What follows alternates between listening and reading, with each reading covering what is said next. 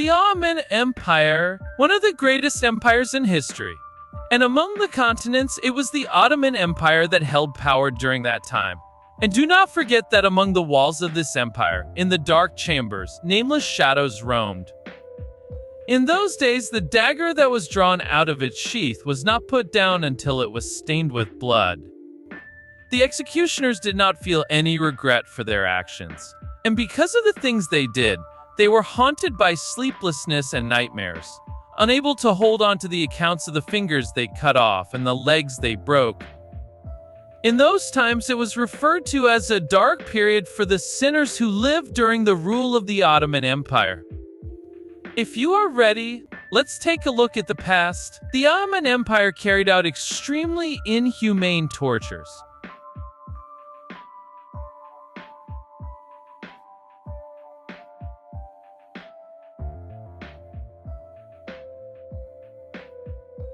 Torture in the Ottoman Empire during the reign of Bayezid II, the son of Sultan Mehmed II, who was also a Sufi, took on a systematic form with his law code. From that date on, the law code detailed under what circumstances and for whom each of the tortures was to be implemented. These laws were the source of all legal texts issued over a strange and bizarre period of 300 years, which was banned after that date. Among those responsible for carrying out these actions, the most feared were the executioners. One of the famous tortures was hanging from a hook. The guilty person was hung from the back with a hook, and in this state, death was not easy. The person struggled for hours, and usually, highwaymen and pirates were hung from hooks. When Pasha captains returned from their travels in the Mediterranean Sea, they brought some of these executed pirates with them and ordered that some of them be hung on the ship's mast before entering the port and instilling fear in people. The rest were hung in front of the public.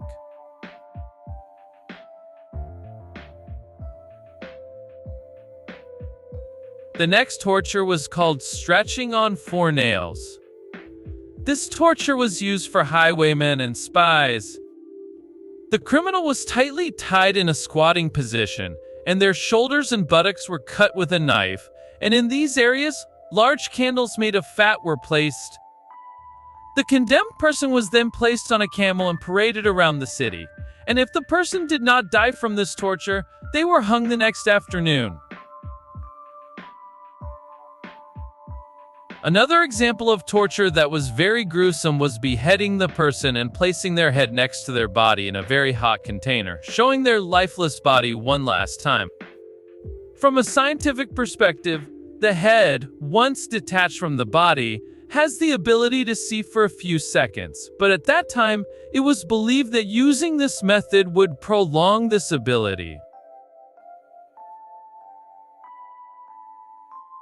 The next torture method on the list was skinning.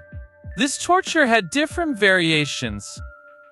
Sometimes they would cover the feet of the condemned with salt and let goats lick it off. If the person confessed to their crimes despite the torture, they would be spared and just left with scars from the cuts and salt. However, there were also those who refused to confess even after enduring all the torture, and their names are mentioned in history books. Sometimes, especially for people of religion who committed major sins, the method of crucifixion was different from others. The person would be placed inside a special device, and their head would be exposed. In the Ottoman Empire, they would avoid executing people of religion as much as possible. Even when these people committed major sins, their properties would be seized and they would be exiled to faraway lands. However, for those religious individuals whose mistakes caused chaos in the palace and government, there was no other option but to execute them. This was used as a means of instilling fear among the people. This device was similar to a large stake and was made of marble. It was located in the courtyard of Topkapı Palace. The condemned person's head would be placed inside it as much as possible, and the executioners would gently strike their head with large marble mallets, turning their skull into a soft mass. The reason for this execution method, accompanied by immense pain, was that these individuals, despite being aware of the law and the concept of sin, still committed crimes. This led to their death, and the use of this authority in executing people of religion created fear and terror among the people. The next torture method was flaying, a type of execution reserved for the Han dynasty in ancient Turkey.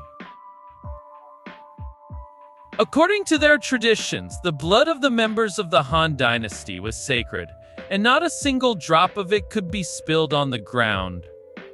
When a member of the dynasty was sentenced to death, their hands and feet would be bound, and they would be wrapped in a piece of felt. Then, they would take the person to a large field and trample them with horses until their bones were crushed. However, not a single drop of blood would be spilled on the ground. In the Ottoman Empire, instead of this method, suffocation was often used.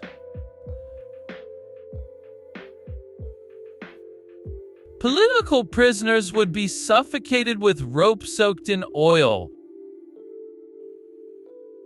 After the execution, the heads of some of the condemned would be separated from their bodies using a sharp tool called a shafra. These severed heads would be placed on display in the main square of the city, especially in front of the homes or shops that they had robbed. The heads of soldiers would also be separated, and their bodies would be tied to stones and thrown into the sea.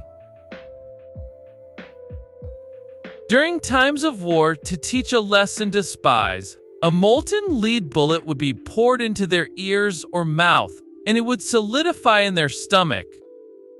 Their internal organs would gradually die, and they would experience a slow death. Tortures and executions were mostly carried out by executioners.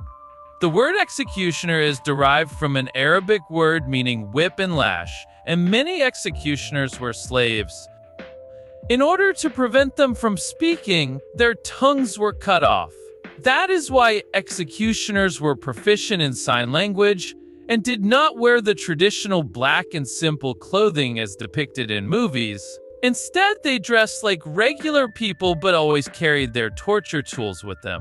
This was also a message to the common people that they were carrying out their duties. Executioners did not feel remorse or sadness. Instead, they felt a sense of ease and fulfillment, because they believed they were following religious laws to prevent people from cursing their graves or desecrating their tombs. Their names were not written on their graves. Executioners sold the bodies of the executed individuals to their families. If the family of the executed person did not have enough money to buy their loved one's body, the executioners would keep their belongings and dispose of the body in the sea. Also, if a prisoner was a government official, they would be informed of their execution in the old-fashioned way. The condemned person would have to wait for 3 days, and the executioner would bring them a tray of sherbet. If the sherbet was white, it meant they were granted clemency, but if it was red, it meant they were sentenced to death. In addition to all the tortures, there were also various forms of torture such as pulling out teeth and nails, cutting off ears and hanging them on walls, pouring thick vinegar into the eyes, and amputating limbs in reverse. Blinding with a hot iron rod was common among the royal family. For example, Sultan Murad II ordered the blinding of his son Savci Bey for rebellion. The next torture method was called hanging from the sky, which is known as the most famous Turkish torture worldwide. This torture was considered relatively mild, but the condemned person could not walk for several days. Generally, this torture was used as the first stage of confession extraction. Another strange torture was known as mankurt, which is still considered one of the most notorious tortures in Turkish history. It is said to have been used in the Middle East and China. This torture holds a significant place in Turk mythology. In this torture, all the hair on the criminal's body was shaved, and a wet camel skin was placed on their head. The condemned person would be left under the sun for several days. As the camel skin dried, it would shrink and press against their skull. After a while, the hair would grow back, but due to the tightness of the camel skin, it would grow in the opposite direction, piercing the skin and causing immense pain. This would eventually turn the person into a zombie, making them do anything their torturers wanted them to do. This act was known as mankırting. Turkish mythology has many references to mankırting. In the book The Longest Century by Cengiz Aytmatov, it is described in detail. Although it is said to have been used in the Middle East and China, there is no record in Ottoman documents about this torture. Although all these atrocities happened in the past, I am sure there are still hidden places in the world where these tortures are used. However, legally, torture was officially banned in 1826.